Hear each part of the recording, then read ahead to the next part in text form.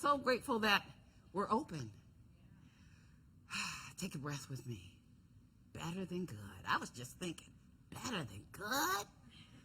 Because you know how good is good, but better than good. Whew. Whew. And all we can do is say, thank you. Accept it. Expect it. Embrace it. Open up to it. Yes, yes? Yes. So today we're going to explore faith. Because faith undergirds our entire life. Faith isn't just about the relationship we have with God or the God of our own understanding. It's about the relationship that we have with ourselves and how we navigate life. Faith is what gets us out of bed, gets us on an airplane to an unknown land, opens us up to the possibility that our lives can be different. I'm using the book titled Faith by Sharon Salzberg. She was one of the first to bring meditation and mindfulness into mainstream American culture over 45 years ago, and is a practicing Buddhist.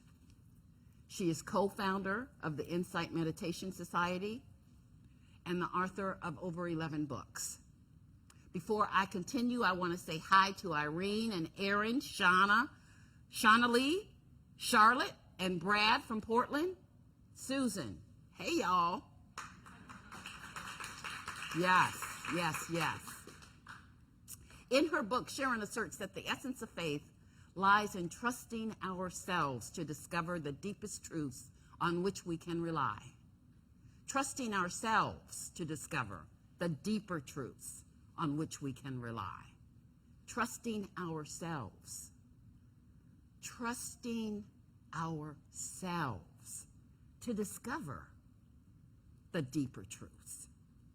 I think this is so foundational because, as Sharon writes, how we interpret our experiences gives rise to the narratives to which we dedicate our lives. So what narratives do we tell? Are we the victim or the victor? Is life for us or against us? Are we telling them, interpreting them from an awareness of wholeness and oneness? Or are we telling them, interpreting them from a belief in separation, isolation, and as Reverend Rick read to us today, duality? See, why is this question important? Well, remember the story of the two little boys? There were two little boys who had extreme personalities. One was a total pessimist, the other a total optimist. Their parents took them to a psychiatrist. First, the psychiatrist treated the pessimist. He took the little boy to a room piled to the ceiling with brand new toys. But instead of yelling with delight, I'm trying to find my pocket. I think I only got one on this side. The little boy burst into tears. What's the matter? The psychiatrist asked. Don't you want to play with all of the toys? Yes, the little boy said, but if I did, I'd only break them. Next, the psychiatrist treated the optimist. Trying to dampen the little optimist's outlook, the psychiatrist took him to a room piled to the ceiling with horse manure. But instead of wrinkling his nose in disgust, the optimist emitted just the sound of delight he expected and was hoping to hear from his brother, the pessimist. Then he climbed to the top of the pile, dropped to his knees, and began digging out scoop after scoop with his bare hands. What are you doing? The psychiatrist asked, just as baffled by the optimist as he had been by the pessimist. With all this manure, the little boy replied, there must be a pony in here somewhere. See, each boy had interpreted their experiences based upon how they saw themselves and how they saw their world. Already, they had begun to dedicate their lives to their narratives. And we all have them. You have them, I have them, and they're not all pretty. Amen? But what I know is that these narratives can be rewritten. They can be changed. Real transformation can happen. The pessimist can become the optimist. The victim can become an overcomer, and the wounded can heal. These narratives can change, and they must change if we want to have a different experience. Whether it's a room filled with toys or a room full of horse manure, Sharon says, no matter what we encounter in life, it is faith that enables us to try, to trust, to love again and again and again. Faith links our present day experience, whether wonderful or terrible, to the underlying pulse of life itself. A capacity for this type of faith is inherent in every being. The capacity for this type of faith is inherent in all of us. She writes, we may not recognize it or know how to nurture it, but we can learn to do both. So begins this book. The premise of this book is that faith is a journey. She explains that in Pali, the language of the original Buddhist text, faith is a verb. It's an action. It is not a singular state that we either have or we don't, but it's something that we do. It is the willingness to take the next step, to see the unknown as an adventure, to launch out on a journey. And so she explores 6 different steps of the faith journey. The first step of the journey of faith is to recognize that everything is moving onward to something else, inside and outside. Life is transition and movement and growth. Everything in life is changing without exception. And that change is not always how we would like it or according to our wishes. Sharon reminds us a lot of times things don't turn out all right. They don't turn out according to our wishes, according to our demands or ideas of how they should. Even so, faith allows us to claim the possibility. It enables us to aspire to a better life than the one we have inherited. She writes, I choose life. I align myself with the potential inherent in life. I give myself over to the potential. Every step of our journey supports our expansion and liberation, supports us in taking another step into the darkness, into the unknown. The first step is bright faith. Next is verifying faith. The third is faith and fear. Next is despair. Then faith in action.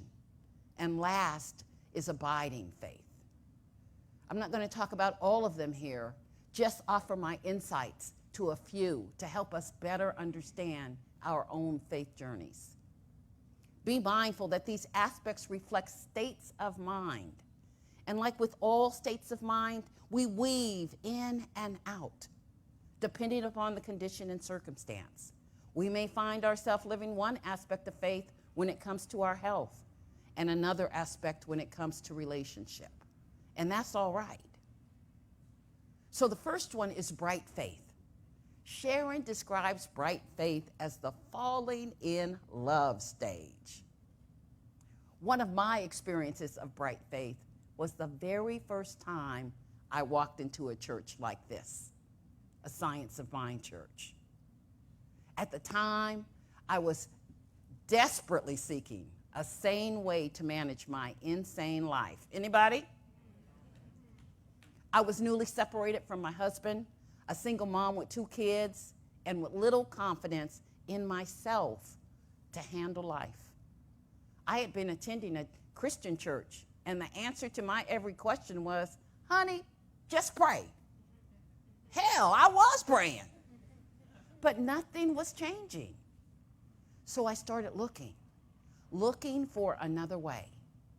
See, there was a part of me, and I believe there is a part in every single one of us that even in the most desperate of times holds space for another possibility. That's why I don't judge suicide, because I believe in eternal life. I've had several members of my family commit suicide. And I believe that when someone commits suicide, they are seeking a way out, a way through, just another way. And that chance grants them the liberation they need to have a different experience. In me, there is no condemnation, just compassion. See, I understand that everyone's life is not like mine. Everyone's thought processes are not like mine. And that it's not for me to understand that choice, but to accept it. And I believe that the nature of the universe is to wholly embrace the return of its beloved creation back unto itself. I truly believe that there is nothing that can put us outside the love of God. Amen? Now, I'm not saying go and do it today. We have practitioners. Practitioners, please stand. Practitioners hold the space for new possibilities to emerge. Yes, they are available. They are the place where faith resides. And so if you are feeling despondent today, reach out. Reach out to a practitioner. Reach out to a minister. Amen? Amen. So in my response to my intention of looking, the universe sent me signs. Do you have a clear intention today? Did you remember it when you woke up this morning? Are you looking for a sign? I began to hear about a different church, the East Bay Church of Religious Science. I saw ads about it, heard stuff through the media about it, overheard people on different buses talking about it. So early one Sunday morning, I got up, dressed myself and my 2 kids, and boarded the bus the 6 miles to East Bay. And from the moment we walked in the door, I was hooked. If this is your second time or 1,000th time here at CSA, you know what I mean. There is something undeniable about bright faith that calls you forward and you find yourself falling in love. And so I allowed myself to fall in love.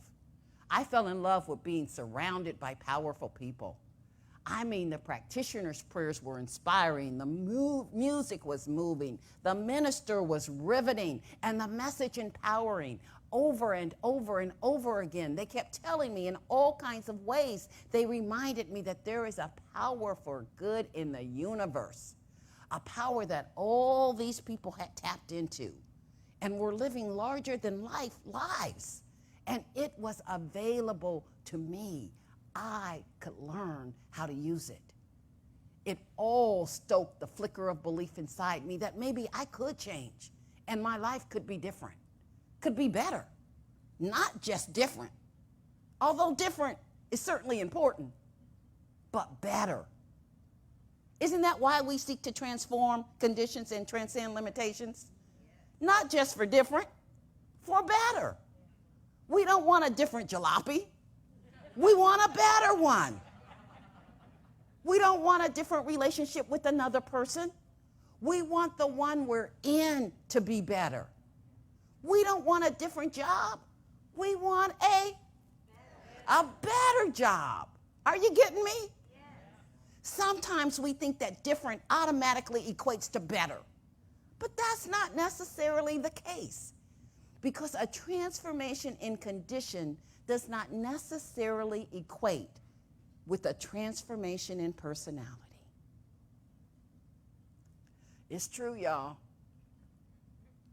But bright faith promises the possibility of change. Even though it may be inspired by someone or something outside of ourselves, it holds before us the promise of self-liberation. I signed up for my first class and took a step forward in my faith journey. Sharon writes, in Buddhism, bright faith's abundant energy propels us forward into the unknown. It is a time when we set aside our fears and doubts with the rising conviction that you can learn to be truly free, that you can learn to apply the teachings you are learning and actualize them. With bright faith, we act on our potential to transform our suffering and live in a different way. Look for areas in your life where there is bright faith. They are the green edges of life calling you forward, inviting you to fall in love again. See it, feel it, imagine it, intend it to be. If you don't see it, simply say to yourself, it is my intention to experience bright faith. I am open to possibilities and new ways of being. And then watch for the signs. Do this every day until divine inspiration appears. The next aspect of faith is what Sharon calls verifying faith, claiming the right to question. See, while bright faith is the impetus that drives change, it cannot sustain us. For our faith to mature, we need to weigh what others tell us against our own experience of faith, of the truth.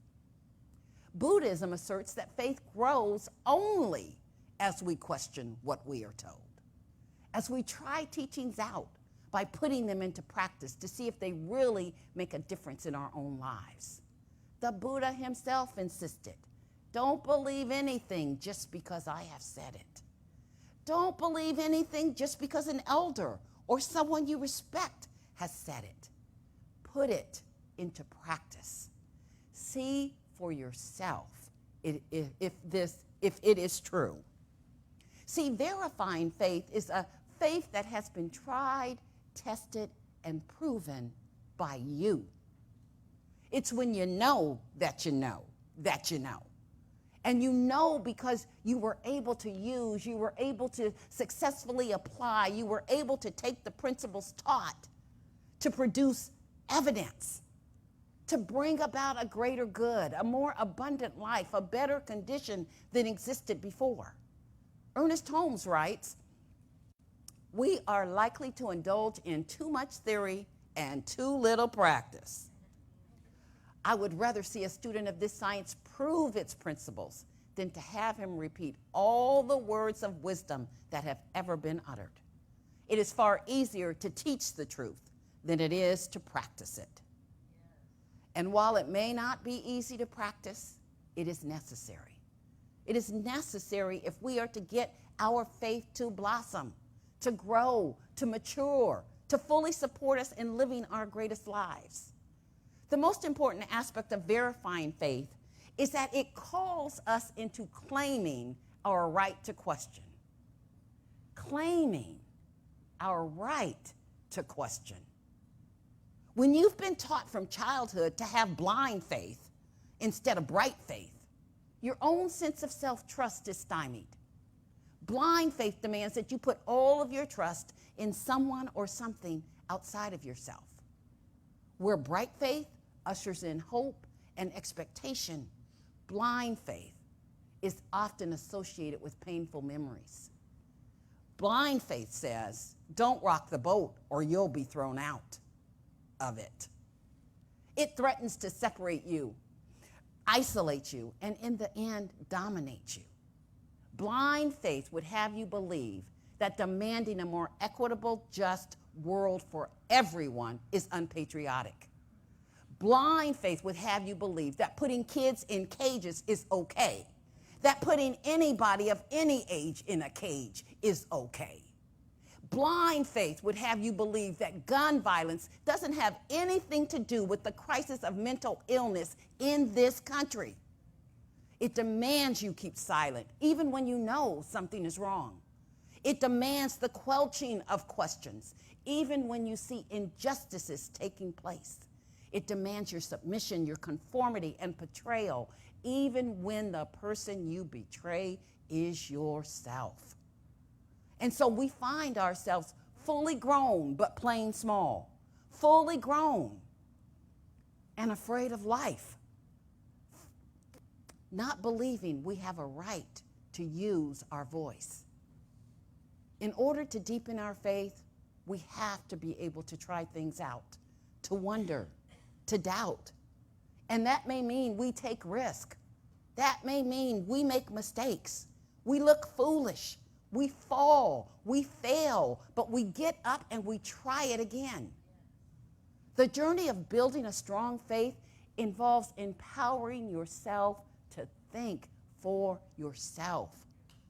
For faith to sustain you, it's not enough to know what your mother believes, what your tribe believes, what those around you believe. In one of the conversations, Matthew tells us in one of the conversations that Jesus had with the disciples, he asked them, I know what people say, but who do you say I am? And only one of the disciples answered. You get a bonus point if you know who it is. Most of the time, this teaching focuses upon the answer. But I suggest the real meat of the story is all about the question. And more importantly, who asked the question. See, metaphysically, it's the Christ mind asking the question. It's your highest mental and spiritual faculty asking that question, instructing you to look within for the answer. It's the Christ mind turning you back to yourself, to your true source of power, your own inner knowingness. We must claim our right to question our beliefs, to question our systems, and find our own answers. Sharon says in her book, the distinction between faith and belief lies in testing what we are told. No matter what my teachers told me, she writes, it was still a belief until I tried it. Only then does it become verifying faith.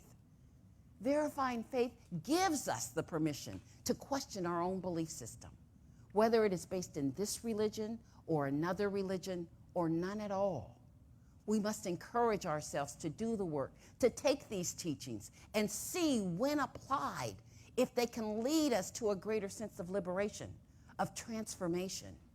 Sharon says this is the essential questioning we must bring to any belief system, to ask ourselves, can it transform our minds? Yeah, that place where we live, okay? And can it help reshape our pain into wisdom and love? We must apply what we've been taught to find these answers and to grow our faith. There's one more that I want to explore today, and that is the next step of faith and fear. So many of us think that faith is the absence of fear, when in actuality, faith is the ability to keep our hearts open in the midst of fear. I'm going to say that again. Faith is not the absence of fear. It is the ability to keep our hearts open in the midst of it. See, we live in a world of unknown, and we are not in control of the unfolding of our experiences. Sharon reminds us, as much as we insulate ourselves, life is like an ever-changing kaleidoscope. A slight change in all the patterns and configurations alter. And isn't that how it really is? You've got your life all compartmentalized, and then the baby gets sick. Or the parent falls and breaks their hips. Or too much like real life, COVID happens. Suddenly, stunningly, we are in a new life. When fear arises, we can handle it gracefully or poorly. I suggest any review of how you handled fear in the past be done with a strong dose of compassion. Lord knows there's been many times when I've been on the poorly side. Sharon writes about her experience of being overtaken by fear, a fear that you feel down in your bones. And as I sat on my cushion contemplating a similar experience, nothing concrete came to mind. And I wondered, how could that be? Living all of these years without that feeling of fear. And finally, I remembered my house of toothpicks. And those of you who know me well have heard me share this story. One of the reasons I can't recall being overtaken by fear is because I lived in a perpetual state of fear. Am I talking to anybody? Yeah. And so I built this house of toothpicks. It was how I emotionally protected myself. It was a beautiful house, don't get me wrong, with lots of room, 2 stories, and a beautiful, huge picture window in the front living room. I would sit in that picture window all the time, laughing and talking to people all as they pass by. But I could never invite anyone in or go out because the slightest shift could cause the house to crumble. No one in, and me definitely not going out. If you've ever built something out of toothpicks, you know the slightest move will make the whole thing collapse. And that's how I grew up, only in superficial relationships, afraid to let anyone in or let myself out, always hiding a part of myself, always afraid. Even after I grew up, moved away, and started my own life, I still lived in the house of toothpicks. I was dominated by fear.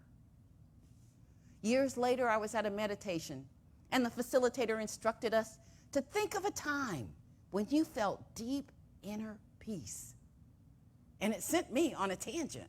I sat through the entire meditation trying to recall a time that I had felt that deep inner peace, and I couldn't remember. I couldn't recall ever having that feeling. Sharon writes, if we withdraw from the flow of life, our hearts contract. We hold back so much that we feel separate from other people, even people we really care about. Fear shuts us down. It arrests the life force. To be driven by fear, she says, is like dying inside. It has taken a lot of work, a lot of practice to know deep inner peace for me, but I know it can be done. I remember the day I reached out to another person and dared to step outside my house of toothpicks. I understood the lines in the poem Risk by Anais Nin. And she says, and the day when the risk to remain tight in a bud was more painful than the risk it took to blossom. I stepped out in faith, in bright faith, with the hope of something better. I stepped out in faith, the faith of another person holding the space for me. Sharon writes, faith gives us a willingness to engage life, which means the unknown, and not to shrink back from it. Whatever takes us to our outer edge, to our outer limits, leads us to the heart of life's mystery, and there we find faith. She continues, letting go of the futile battle to control, we can find ourselves rewoven into the pattern of wholeness, into the immensity of life, always happening, always here, whether we're aware of it or not. Remember at the beginning of this step of fear and faith when I said faith is the ability to keep your heart open even in the midst of fear? You might ask, well, Reverend Bryndé, how do you do that? And I'm glad you asked. Because the tools we teach here are meant to help you do that. Affirmations, meditations, spiritual mind treatments. Affirmations are used to help you focus and refocus, using affirmations that bring you back to your heart center. Meditation is a technique you can use to calm your thoughts. And spiritual mind treatment or affirmative prayer is the master blaster to opening your heart. Practitioners are here to help you create affirmations, learn meditation techniques. As well, you've already heard we have a Wednesday night meditation, and they facilitate a powerful Wednesday night meditation and teach you how to write and use prayer to move through fear into your heart. Let's take this message into prayer. So I am just simply in gratitude